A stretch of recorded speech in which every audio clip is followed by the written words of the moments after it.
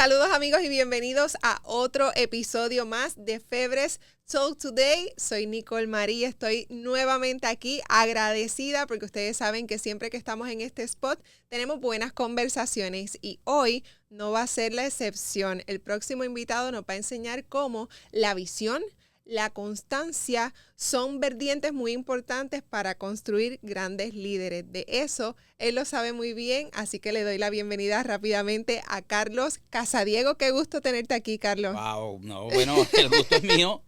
El gusto es mío. Gracias por esa presentación tan bonita. Muy bien, Venezuela nos está visitando muy bien, muy contenta. Tienes ya algunos 19 años en la industria de los seguros en tu país, en Venezuela, y algunos Correcto. 5 acá, obviamente, en los Estados Unidos. Así que creo que podemos tener unos contrastes, diría yo, muy bonitos dentro de la conversación que vamos a tener hoy. Pero quiero comenzar porque obviamente en Venezuela ejerciste en la industria de los seguros y te fue muy bien. Más sin embargo, ¿por qué decidiste dar el salto a los Estados Unidos? Sí, bueno, yo tuve la fortuna, como lo acabas de decir, de que en Venezuela a mí, en el negocio que yo ejercía, que era el de los seguros, me iba muy, muy bien. Yo era top producer en Venezuela. Y en el momento en el que tomé la decisión de venirme para Estados Unidos, todavía seguía siendo un top producer en la industria. Pero había un tema político, de seguridad, de situación social, de crisis social en Venezuela, que por muy bien que te estuviera yendo, era muy difícil de sostener, sobre todo cuando tienes familia y cuando tienes hijos pequeños. Yo tenía una hija que estaba, en el momento en el que me vine, estaba todavía estudiando en el liceo, estaba tratando de ver un poco cuáles eran las oportunidades que ella iba a tener en una Venezuela en la que estábamos viviendo, y definitivamente no se trataba de qué tan bien me estaba yendo a mí, sino de proyectando un futuro. De ver un poco hacia el futuro, sí. Okay. Y bueno, o sea, literalmente me costó muchísimo tomar la decisión, te lo juro, porque como te dije antes, en el momento en el que decidí venirme, a mí me estaba yendo muy bien, estaba tranquilo, relajado, y venirme a Estados Unidos, ya no como turista, sino a buscar oportunidades de trabajo. Y cuando tú llegas a este país, las oportunidades de trabajo no son como que las más atractivas. Tomé la decisión a pesar de. Claro, a pesar de. Te lo venden, te lo cuentan, pero no es lo mismo vivir el sueño americano en carne propia. Claro. En tu caso, sabes bien de lo que yo estoy hablando porque ese sueño americano te trae y comienzas a vender ollas. Y en ese proceso te das cuenta que no eres buen vendedor. Esto me encantó porque creo que parte de uno tener éxito en la vida es reconocer fortalezas y debilidades. Y tú reconociste en ese entonces que vender no era lo tuyo, pero irónicamente te iba muy bien en la industria de los seguros. Claro, claro. Sí, tratando precisamente de buscar alternativas que se parecieran un poco a lo que yo estaba haciendo en Venezuela, logré contactar a alguien que se dedicaba a la venta de ollas aquí a través de una marca muy famosa en este país, y me ofreció la oportunidad. Y fíjate que la mayoría de los venezolanos cuando llegan a este país llegan a la Florida, llegan a Miami, llegan a Orlando, por un tema de calorcito. Las oportunidades que se me estaban ofreciendo en este país eran en Carolina del Sur, que es donde yo vivo actualmente. Y yo no lo conocía. Las veces que tuve la oportunidad de venir como turista a este país, era precisamente a la Florida. Un año estuvimos en Nueva York, pero nunca había visitado Carolina del Sur. Y yo dije, bueno, vamos a darle. ¿Tú apostaste? Sí, claro que sí. Yo dije, vamos a darle. Y bueno, llegamos, quien era mi manager en ese momento, en esa compañía, él me dijo, mira, las cosas se van a hacer de esta manera. Yo estaba empeñado en hacerlo de una manera diferente. Él me estaba enseñando, me estaba guiando cómo se tenían que hacer las cosas, y yo estaba empeñado en no aceptar de que. ¿Por qué razón? Porque yo estaba en ese momento cegado por la soberbia que representaba el hecho de que yo era un top producer en ventas en Venezuela. Pero en ese proceso me di cuenta de que yo no sabía vender, de que sencillamente lo que yo hacía en Venezuela, de ser agente de seguro, era la gente iba a comprarme póliza porque sencillamente era una persona famosa, pero no porque realmente yo ejecutaba un proceso de venta para poder hacer eso. Eso lo aprendí aquí. Eso lo aprendí aquí. Fue una cachetada, repito, a mi soberbia, y cosa que yo agradezco mucho a la persona, se llama Víctor Moreno, es venezolano también, que me ayudó, que me enseñó muchísimo, y me permitió a mí entender que debía desaprender para aprender algo nuevo. Qué bonito eso que acabas de mencionar. Y entonces las ollas no fue. Apostaste a los seguros. Las ollas no fue. Sí, salí de las ollas buscando otras alternativas que me llevaron a hacer cosas que estaba negado a hacer. Pintura, landscaping, construcción, trabajos en los que yo jamás me veía, pero que me tocó hacerlo. Claro. Y que sencillamente me tocó forjar un poco mi carácter, me ayudaron a forjar un poco mi carácter y ayudaron a forjar un poco esa determinación de salir de allí hacia cosas totalmente diferentes. Fue allí entonces cuando se despertó en mí esa sensación de que yo podía trabajar con los seguros también aquí en este país. Pero te enfrentaste a una realidad y es que muchas veces se evalúa y se considera que Florida es muy buen lugar para el tema de los seguros. Quizás pueden haber otros estados más. Sin embargo, tú decidiste apostarle a Carolina del Sur. Entonces, tú nadaste en contra de la corriente, contra todo pronóstico y aún así te salió y ahí Tinaco Insurance para rato. Así que en ese momento que te replanteas, ok, voy a apostarle al tema de los seguros en contra de todo pronóstico, en ese proceso conoces a Guillermo. Quiero que me cuentes un poquito de cómo conoces a Guillermo y ese proceso de arrancar, porque yo sé que de seguro no fue fácil. No fue nada fácil. Realmente a mí me tocó aprender todo a través de Google. No existía la inteligencia artificial, ChatGPT, no existía nada. ChatGPT, nada de eso. Y yo en Google empecé a buscar cómo obtener la licencia, cómo estudiar. Todo eso lo hice a través de Google. Me tocó pagar incluso unos cuadernos para estudiar para la licencia que me costaron un poco más de $300, que no los tenía. Literalmente me tocaba como que endeudarme muchísimo. Me tocó endeudarme muchísimo con la tarjeta de crédito y todo lo demás porque yo quería hacer el negocio. Me tocó, como te digo, estudiar sin tener a alguien que me guiara a hacerlo. Me tocó presentar el examen de la misma manera. Pero bueno, lo logré. Después que tenía la licencia en la mano, empecé a buscar a personas que me ayudaran a sacarle provecho al hecho de que tenía una licencia de seguro. Y puedes creer que todo el mundo me decía, no, es que tú vives muy lejos, es que tú estás en Carolina del Sur. Por ser Carolina del Sur, precisamente es que tú por estás eso. en Carolina del Sur, tienes que venirte para la Florida. Y yo, no, pero es que yo quiero hacer el negocio aquí. Mira, y Guillermo tuve la oportunidad de conocerlo en uno de esos viajes precisamente para acá, para la Florida, en Miami, en una escuelita de una compañía de seguros donde él estaba trabajando y donde yo también iba a empezar a trabajar. Y bueno, y ahí tuvimos la oportunidad de compartir. Él me habló un poco del tema del Obamacare. Yo empecé a trabajar en el área de vida y fue donde yo me especialicé cuando empecé a trabajar. Me fue muy bien, realmente. Me tocó hacer el negocio comenzando en Miami, en una agencia muy, muy famosa de Miami. Me tocó hacerlo. Me iba muy bien y Guillermo seguía hablándome un poco de los temas de los planes de Obamacare, los planes de salud. No los veía como alternativa. Él fue a mi casa. Conversamos ese día y yo le dije, sí, vamos a darle, vamos a hacer el negocio aquí en Carolina del Sur. Y bueno, ya lo demás es historia. Realmente Guillermo fue la única persona que me dijo, sí, yo creo en Carolina del Sur, yo creo que podemos sacarle provecho y eso es lo que ha sucedido. Nos hemos convertido en 5 años en la principal agencia de seguros hispana de toda Carolina del Sur. Yo vivo en Charleston. Pero nosotros no somos grandes en Charleston, somos grandes en toda Carolina del Sur.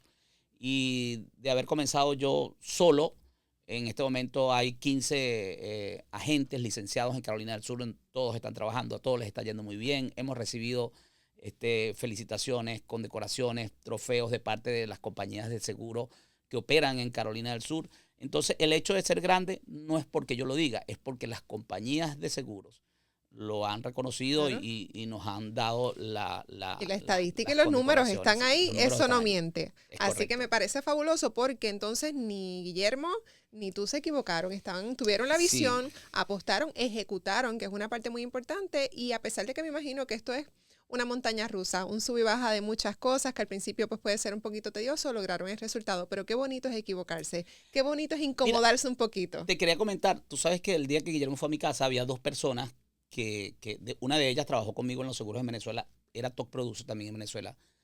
Él trabajaba como houseman en un hotel allá en Carolina del Sur. Y yo le digo, mira, vale, hay una oportunidad de negocios con los seguros y todo eso.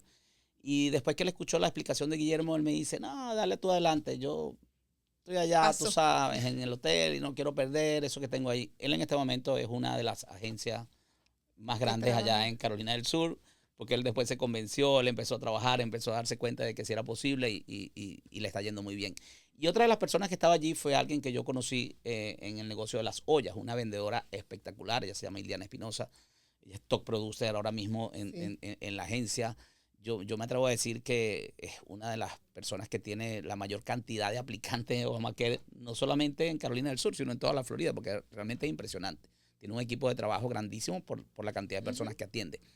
Y ella me dijo, Carlos, yo no voy a trabajar en seguro. O sea, yo estoy haciendo Instacart. Instacart me da a mí $1,500 a la semana. Eso no me lo va a dar los seguros. Y entonces es una persona que gana, o sea, muchísimo dinero en este momento, porque después también se convenció de que sí era posible y se dio cuenta de que su talento le iba a permitir ganar muchísimo más de lo que estaba haciendo ella. ¿Dirías que Estados Unidos cambió un poquito tu visión y fortaleció tus pensamientos para echar hacia adelante? Sí, porque yo he sido muy tenaz. Desde niño yo he sido muy tenaz. Yo no vengo de una familia de gente con recursos. Claro. Mi papá Ni que se dedicaran a esto. No, para nada. Mi papá era obrero, mi mamá era obrero en una escuela también en Venezuela.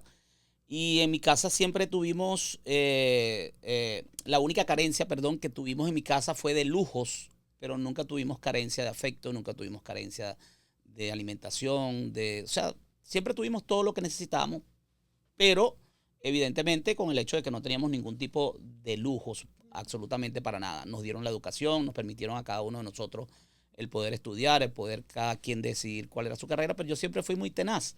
Yo siempre fui el tipo de persona que decía que los seres humanos podíamos escalar posiciones mucho más altas de la que estábamos. Y eso me permitió, no solamente en Venezuela, el ir escalando posiciones, y no estoy hablando posiciones desde el punto de vista social, sino de conocimiento, de habilidades.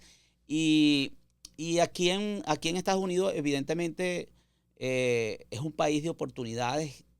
Y todo lo que tú realmente decidas hacer, lo vas a lograr siempre y cuando estés determinado a hacerlo. No existe la más mínima posibilidad de que tú falles en el deseo de lograr alcanzar algo si te empeñas en hacerlo. ¿Vas a tener tropiezos? Sí, vas a tener muchísimos tropiezos.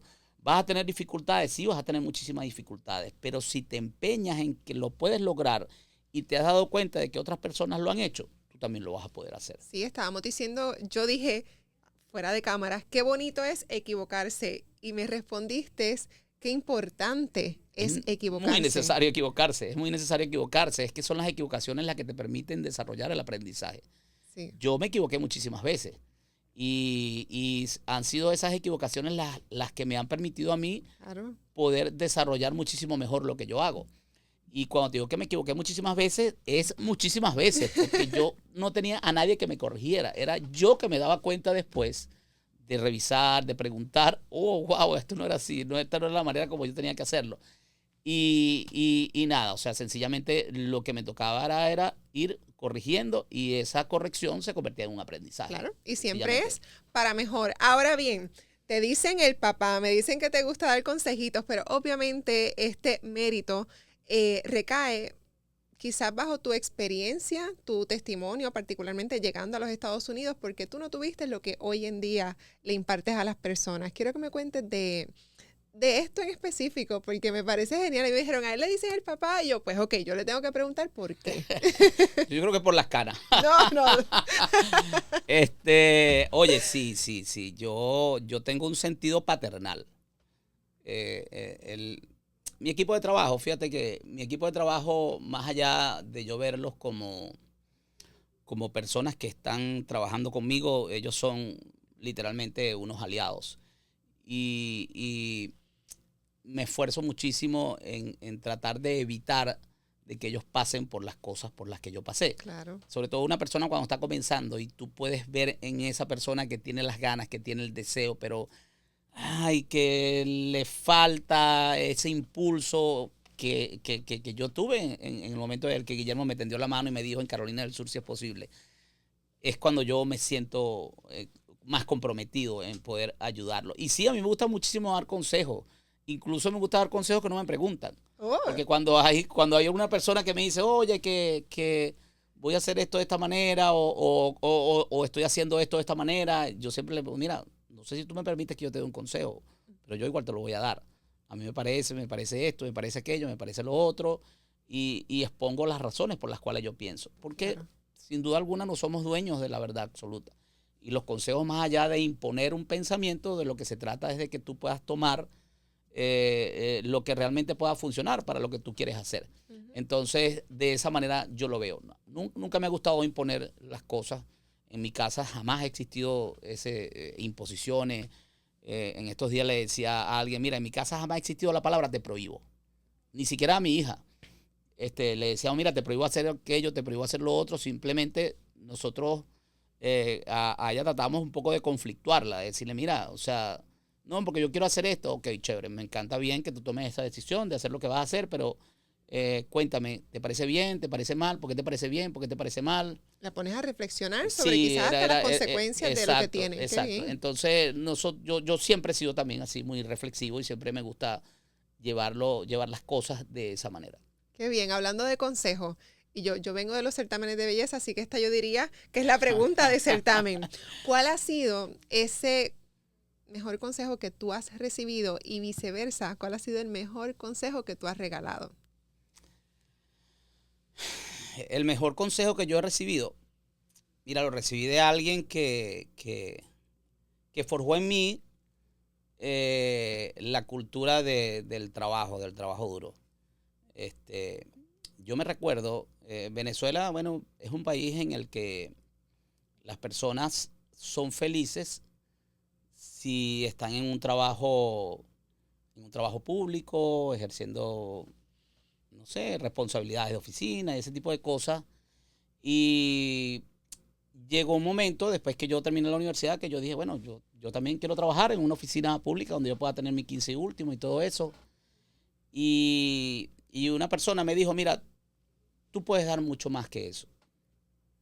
Tú tienes talento de sobra para realmente dedicarte a actividades que te permitan ganar mucho más dinero que el que puedas ganar acá.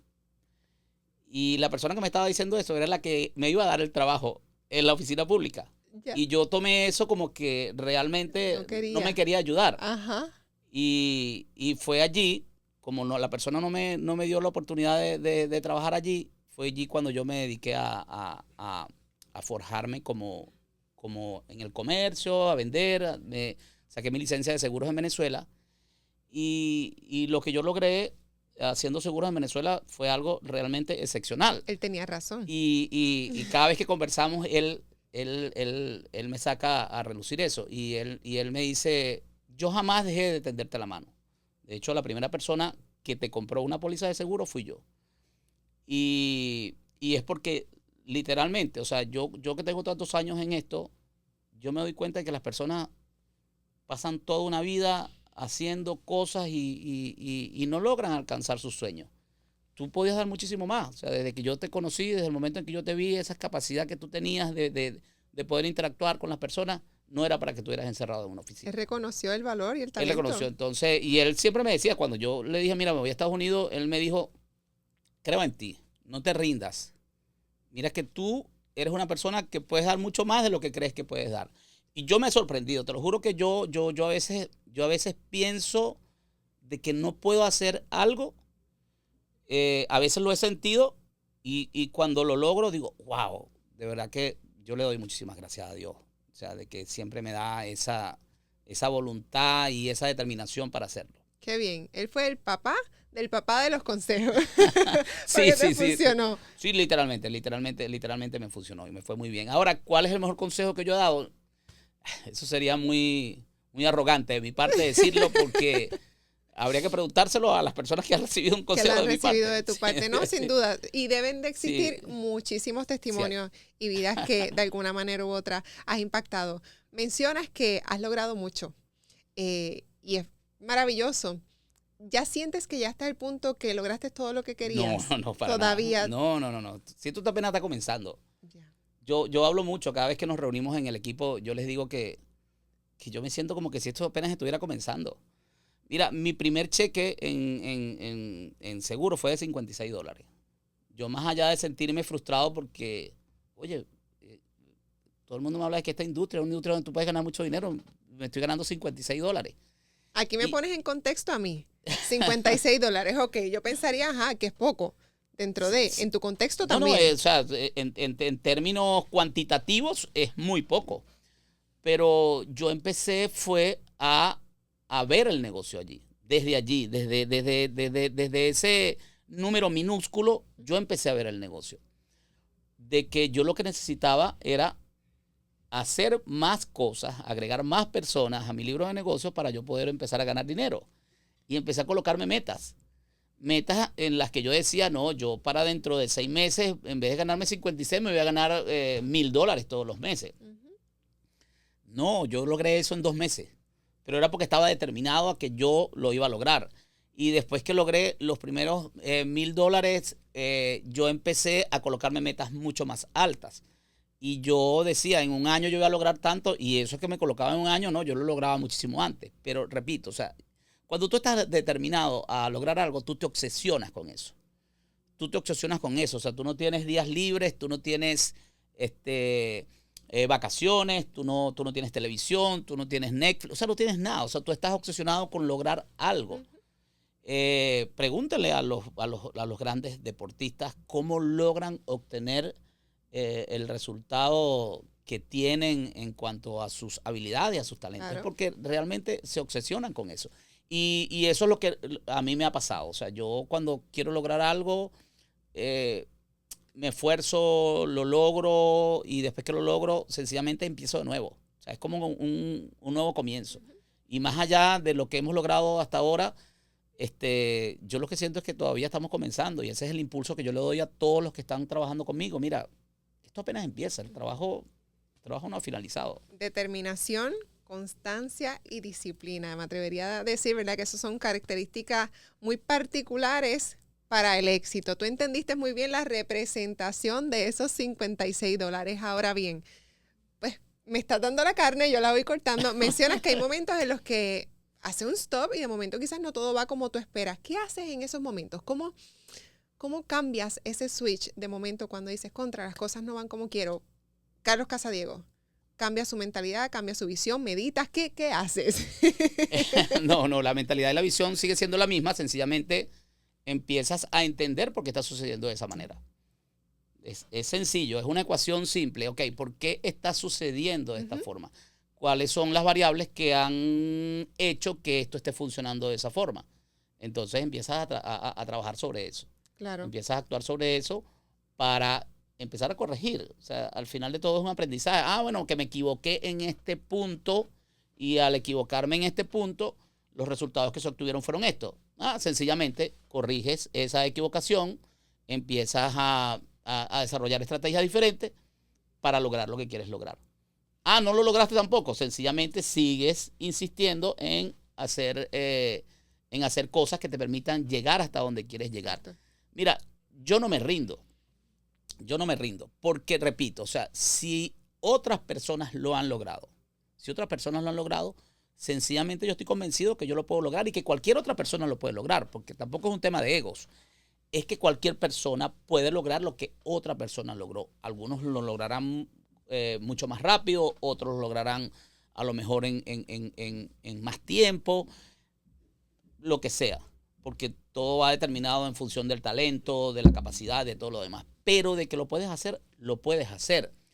Cuando yo empecé a trabajar una de las cosas que me atrajo a mí a poder trabajar en el tema de las ollas, porque es que a mí me llevaron a una asamblea en donde llamaban a personas para premiarlos, para darles bonos. Y fulano de tal, $2,000. Entonces ponían a esa persona a hablar y esa persona medio articulaba 3 o 4 palabras. Y yo decía, esa persona cómo se ganó un bono de $2,000 vendiendo, si casi que ni puede ni hablar. Y fulano de tal, $5,000. Y yo no veía en esa persona algo que me conectara. Y yo decía, ¿cómo esa persona se ganó? Porque cuando tú ves a un vendedor, tú te motivas cuando lo escuchas, porque dices, oye, wow, o sea, esa persona está clara en lo que está haciendo. Pero cuando tú ves a esa persona que está 5,000, yo siempre, si esa persona está ganando $5,000, $2,000, no, yo también, yo quiero. Yo puedo hacer eso y duplicarlo, Yo claro. yo lo puedo lograr. Y lo peor de todo es que cuando comencé a hacerlo, no lo hice, que es lo que me pasaba, que no sabía venderlo, no sabía vender las cosas y entonces nada, no me estaba funcionando. Muy bien, ¿crees que la mentalidad es fundamental para el crecimiento? Total. Es un tema, es otra de las cosas que yo he logrado desarrollar acá, que es la inteligencia emocional. Las emociones rigen tu vida, rigen literalmente todo lo que tú haces en tu vida y el hecho de poder estudiar un poco sobre eso, no me considero por supuesto un experto en eso, simplemente he leído mucho sobre eso, he participado en actividades en las que se habla muchísimo de la inteligencia emocional y eso me ha permitido a mí irla desarrollando. No la tengo desarrollada al 100%, pero sí yo trabajo muchísimo sobre ese tema de las emociones. Además que yo soy un poco, no totalmente, pero soy un poco estoico. Y las personas estoicas se esfuerzan en perturbarse lo menos posible. Bueno, eso es muy buen consejo. Sí. Entonces yo trato de perturbarme lo menos posible, de respirar profundo. Muchísimas veces. O sea, me parece genial todo lo que estamos conversando. Yo estoy absorbiendo aquí mucha experiencia y sabiduría de Carlos. Yo espero que todos ustedes estén haciendo lo propio porque me parece genial. Obviamente yo aquí tengo pues unas preguntas particulares, pero muchas de ellas no te las he realizado porque creo que en base de la experiencia y lo que me has compartido me parece genial. Pero ¿dónde rebuscas la creatividad? ¿Dónde rebuscas en esos momentos que de momento no tienes la musa encendida? Hay días que uno se levanta y uno no quiere. ¿De dónde sacas la fuerza y la motivación? Mira, mi motor principal evidentemente es mi familia. Yo tengo una familia a la que yo adoro por encima de todas las cosas. Mi mamá, que está en Venezuela. Mis hermanos, que también están allá. Tengo a mi hija en Chile, desafortunadamente, mi hija mayor está en Chile, desafortunadamente no la pude traer conmigo, y mi nieta. Y de una manera u otra, ellos se convierten en mi motor, ¿no? Y sé que también para ellos yo soy como su faro encendido para llegar hasta donde ellos quieren llegar. Entonces, eso a mí me motiva muchísimo. Y aunado al hecho de que el poder trabajar con personas como lo estoy haciendo ahora y que esas personas confíen en ti y que te vean a ti como su inspiración para lograr ellos cosas también maravillosas, eso también me motiva muchísimo. Yo me alimento muchísimo de las experiencias de todas las personas con las que yo trabajo. Yo tengo un equipo de trabajo maravilloso y no existe para mí absolutamente alguien que trabaje conmigo que pueda decir de que yo no lo escuche, porque me gusta mucho escucharlos. Eso es un arte, el arte de escuchar. Sí, escuchar sus experiencias, el escuchar sus dudas, el escuchar sus miedos. Porque que son válidos. Son claros, además que repito, son necesarios también. El escucharlos a mí me alimenta muchísimo y me permite a mí el poder desarrollar muchas de las cosas que yo hago, el poder ir desarrollando estrategias y ir desarrollando herramientas, creando herramientas que me permitan poder ayudarlos. Muy bien. Bueno, como eres el papá de los consejos, ¿qué tienes que decirle a todas esas personas que de momento están adentrándose en el mundo de la industria de los seguros y quieren resultados inmediatos? Particularmente esos que quieren el resultado rápido. El que quiere un resultado inmediato, esta no es la industria. Literalmente. Esta es una industria que que tú tienes que construir. Y el construir las cosas lleva tiempo, lleva esfuerzo y lleva sacrificio. Pero los resultados son satisfactorios. Y yo te lo digo con propiedad. Yo, a la edad que tengo, yo tengo 55 años, aunque parezca más. Yo a esta edad quería estar en Venezuela tranquilo, yo no quería seguir trabajando. Y me ha tocado hacerlo acá, me ha tocado reinventarme. Y cada una de las cosas que yo hago, yo las hago con el entusiasmo de un chamo de 25 años, que es la edad con en la que yo comencé a trabajar en Venezuela con los seguros. ¿Y por qué lo hago con ese entusiasmo? Porque lo que estoy haciendo a mí me hace muy feliz. Me llena de muchísima satisfacción.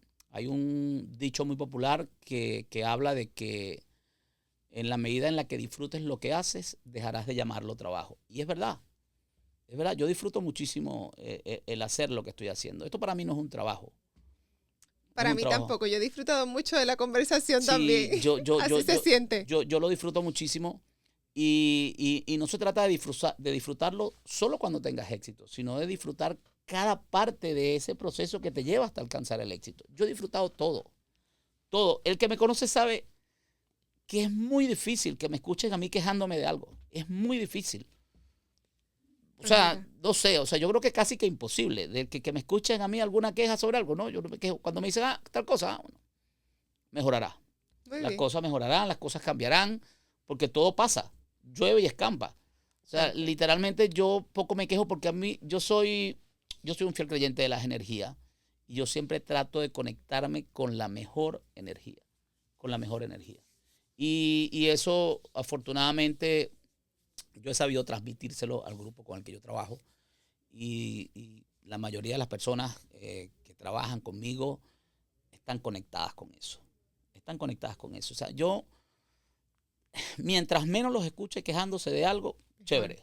No porque no me gusta escuchar sus quejas, sino porque lo mejor que les puede pasar es que no se contaminen con esa energía. Sí, se trae. Y eso es una realidad. Literal.